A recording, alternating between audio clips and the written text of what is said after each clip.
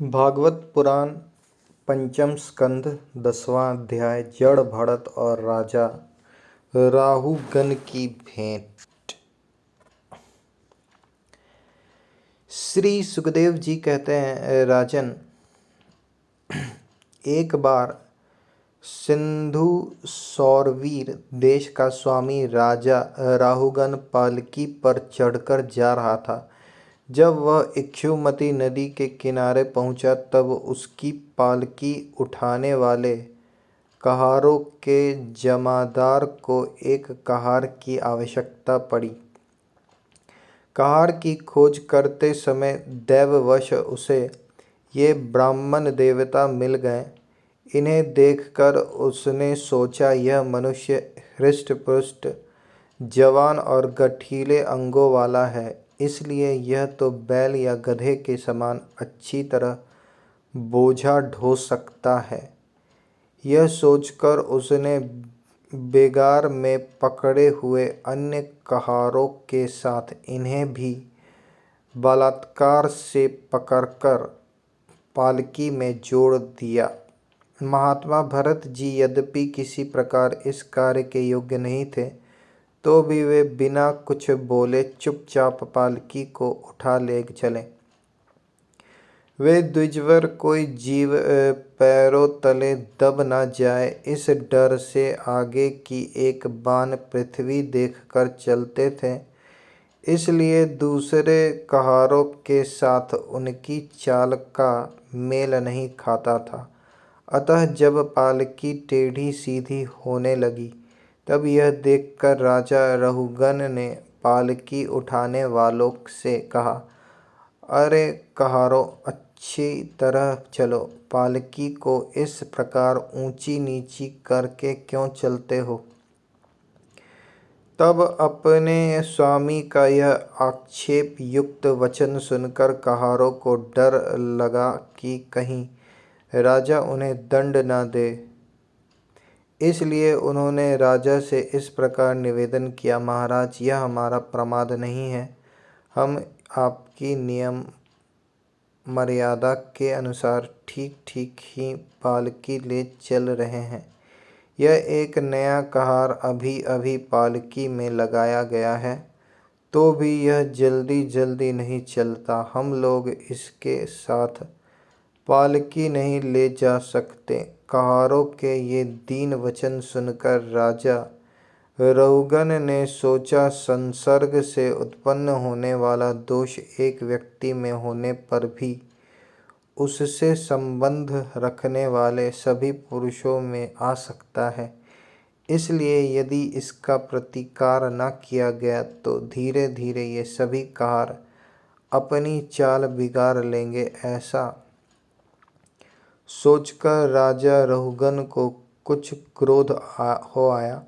यद्यपि उसने महापुरुषों का सेवन किया था, तथापि क्षत्रिय स्वभाववश बलात्कार से उसकी बुद्धि रजोगुण से व्याप्त हो गई और वह उन द्विज श्रेष्ठ से, जिनका ब्रह्म तेज भस्म से ढके हुए अग्नि के समान प्रकट नहीं था, इस प्रकार व्यंग से भरे वचन कहने लगा, अरे भैया, बड़े दुख की बात है। अवश्य ही तुम बहुत थक गए हो। ज्ञात होता है तुम्हारे इन साथियों ने तुम्हें तनिक भी सहारा नहीं लगाया। इतनी दूर से तुम अकेले ही बड़ी देर से पालकी ढोते चलते आ रहे हो। तुम्हारा शरीर भी तो विशेष मोटा ताजा और हट्टा कट्टा नहीं है, और मित्र बुढ़ापे ने अलग तुम्हें दबा रखा है। इस प्रकार बहुत ताना मारने पर भी वे पहले की ही भांति चुपचाप पालकी की उठाए चलते रहे। उन्होंने इसका कुछ भी बुरा ना माना, क्योंकि उनकी दृष्टि में तो पंचभूत, इंद्रिय और अंतःकरण का संघात, यह अपना अंतिम शरीर अविद्या का ही कार्य था। वह विविध अंगों से युक्त दिखाई देने पर भी वस्तुतः था ही नहीं।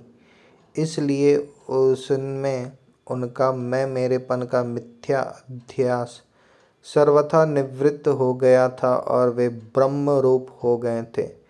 किंतु पालकी अब भी सीधी चाल से नहीं चल रही है।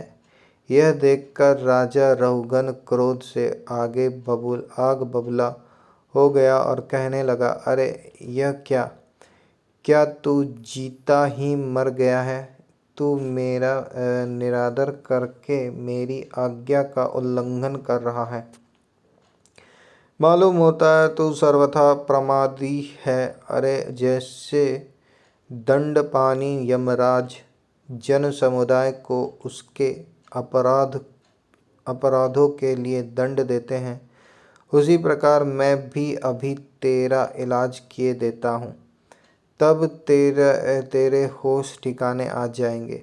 रोगन को राजा होने का अभिमान था, इसलिए वह इसी प्रकार बहुत सी अनाप शनाप बातें बोल गया।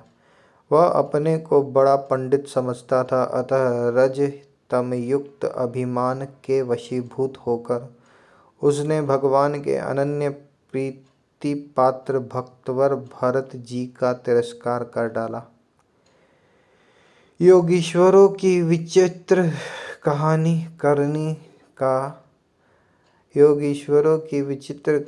करनी का तो उसे कुछ पता ही न था। उसकी ऐसी कच्ची बुद्धि देखकर वे संपूर्ण प्राणियों के सुहृद एवं आत्मा ब्रह्मभूत ब्राह्मण देवता मुस्कुराए और बिना किसी प्रकार का अभिमान किए इस प्रकार कहने लगे। जड़ भरत ने कहा, राजन, तुमने जो कुछ कहा वह यथार्थ है, उसमें कोई उलाहना नहीं है। यदि भार नाम की कोई वस्तु है तो ढोने वाले के लिए है, यदि कोई मार्ग है तो वह चलने वाले के लिए है, मोटापन भी उसी का है। यह सब शरीर के लिए कहा जाता है, आत्मा के लिए नहीं। ज्ञानी जन ऐसी बातें नहीं करते। स्थूलता, कृशता आदि व्याधि, भूख प्यास, भय, कलह, इच्छा, बुढ़ापा, निद्रा, प्रेम, क्रोध, अभिमान और शोक है, ये सब धर्म देहाभिमान को लेकर उत्पन्न होने वाले जीव में रहते हैं।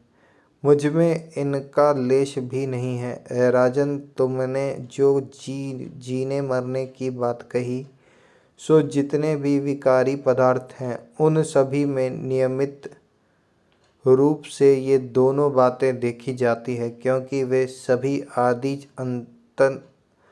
आदि अंत वाले हैं। यशस्वी नरेश, जहाँ स्वामी सेवक भाव स्थिर हो वही आज्ञा पालन आदि का नियम भी लागू हो सकता है। तुम राजा हो और मैं प्रजा हूँ, इस प्रकार की भेद बुद्धि के लिए मुझे व्यवहार के सिवा और कहीं तनिक भी अवकाश नहीं दिखाई देता। परमार्थ दृष्टि से देखा जाए तो किसे स्वामी कहें और किसे सेवक। फिर भी राजन, तुम्हें यदि स्वामित्व का अभिमान है तो कहो, मैं तुम्हारी क्या सेवा करूं? वीरवर, मैं मत्त, उन्मत्त और जड़ के समान अपनी ही स्थिति में रहता हूँ। मेरा इलाज करके तुम्हें क्या हाथ लगेगा? यदि मैं वास्तव में जड़ और प्रमाद ही हूँ तो भी मुझे शिक्षा देना पिसे हुए को पीसने के समान व्यर्थ ही होगा। श्री सुखदेव जी कहते हैं, परीक्षित मुनिवर जड़ भरत यथार्थ तत्व का उपदेश करते हुए इतना उत्तर देकर मौन हो गए। उनका देहात्म बुद्धि का हेतुभूत अज्ञान निवृत्त हो चुका था, इसलिए वे परम शांत हो गए थे। अतः इतना कहकर भोग द्वारा प्रारब्ध क्षय करने के लिए वे फिर पहले के ही समान उस पालकी को कंधे पर लेकर चलने लगे। सिंधु सौवीर नरेश रहुगन भी अपनी उत्तम श्रद्धा के कारण तत्व जिज्ञासा का पूरा अधिकारी था। जब उसने उन द्विज श्रेष्ठ अनेकों योग ग्रंथों से समर्थित और हृदय की ग्रंथि का छेदन करने वाले ये वाक्य सुने, तब वह तत्काल पालकी से उतर पड़ा। उसका राजमद सर्वथा दूर हो गया और वह उनके चरणों में सिर रखकर अपना अपराध क्षमा कराते हुए इस प्रकार कहने लगा, देव, आपने द्विजों का चिन्ह यज्ञोपवीत धारण कर रखा है। बतलाइए, इस प्रकार प्रच्छन्न भाव से विचरने वाले आप कौन हैं? क्या आप दत्तात्रेय आदि अवधूतों में से कोई हैं? आप किसके पुत्र हैं? आपका कहाँ जन्म हुआ है और यहाँ कैसे आपका पदार्पण हुआ है? यदि आप हमारा कल्याण करने पधारे हैं तो क्या आप साक्षात सत्वमूर्ति भगवान कपिल जी ही तो नहीं हैं? मुझे इंद्र के वज्र का कोई डर नहीं है, ना मैं महादेव जी के त्रिशूल से डरता हूँ और ना यमराज के दंड से। मुझे अग्नि, सूर्य, चंद्र, वायु और कुबेर के अस्त्र शस्त्र का भी कोई भय नहीं है, परंतु मैं ब्राह्मण कुल के अपमान से बहुत ही डरता हूँ। अतः कृपया बतलाइए, इस प्रकार अपने विज्ञान और शक्ति को छिपाकर मूर्खों की भांति विचरने वाले आप कौन हैं? विषयों से तो आप सर्वथा अनासक्त जान पड़ते हैं। मुझे आपकी कोई थाह नहीं मिल रही है। साधु, आपके योग युक्त वाक्यों की बुद्धि द्वारा आलोचना करने पर भी मेरा संदेह दूर नहीं होता। मैं आत्मज्ञानी मुनियों के परम गुरु और साक्षात श्री हरि की ज्ञान शक्ति के अवतार योगेश्वर भगवान कपिल से यह पूछने के लिए जा रहा था कि इस लोक में एकमात्र शरण लेने योग्य कौन है? क्या आप वे कपिल मुनि ही हैं जो लोकों की दशा देखने के लिए इस प्रकार अपना रूप छिपाकर विचर रहे हैं?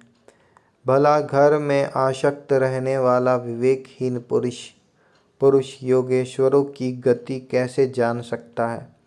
मैंने युद्धादि कर्मों में अपने को श्रम होते देखा है, इसलिए मेरा अनुमान है कि बोझा ढोने और मार्ग में चलने से आपको भी अवश्य ही होता होगा। मुझे तो व्यवहार मार्ग भी सत्य ही जान पड़ता है, क्योंकि मिथ्या घेरे से जल जाना आदि कार्य नहीं होगा। देहादि के धर्मों का आत्मा पर कोई प्रभाव ही नहीं होता, ऐसी बात नहीं है।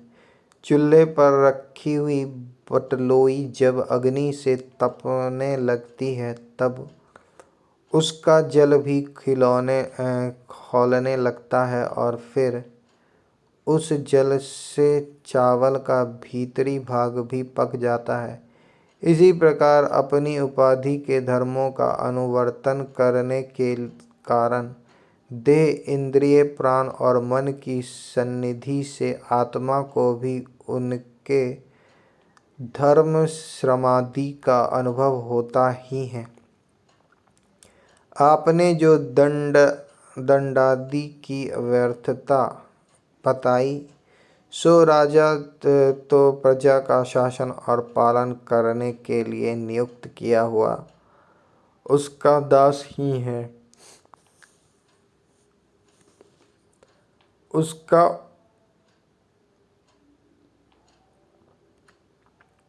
उन्मत्तादि को दंड देना पिसे हुए को पीसने के समान व्यर्थ नहीं हो सकता, क्योंकि अपने धर्म का आचरण करना भगवान की सेवा ही है।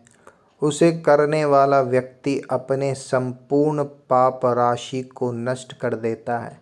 दीन बंधु राज तत्व के अभिमान से उन्मत्त होकर मैंने आप जैसे परम साधु की अवज्ञा की है, और आप ऐसी कृपा दृष्टि कीजिए जिससे इस साधु अवज्ञा रूप अपराध से मैं मुक्त हो जाऊं। आप देहाभिमान शून्य और विश्व बंधु श्री हरि के अनन्य भक्त हैं, इसलिए सब में समान दृष्टि होने से इस मानापमान के कारण आप में कोई विकार नहीं हो सकता। तथापि एक महापुरुष अपमान करने के कारण मेरे जैसा पुरुष साक्षात त्रिशूल पानी महादेव जी के समान प्रभावशाली होने पर भी अपने अपराध से अवश्य थोड़े ही काल में नष्ट हो जाएगा। दीनबंधु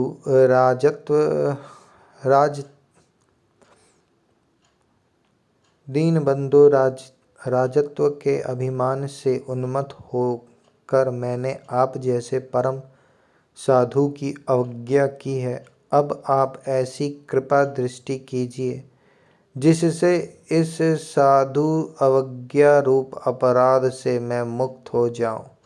आप देहाभिमान शून्य और विश्व बंधु श्री हरि के अनन्य भक्त हैं, इसलिए सब में समान दृष्टि होने से इस मानापमान के कारण आप में कोई विकार नहीं हो सकता।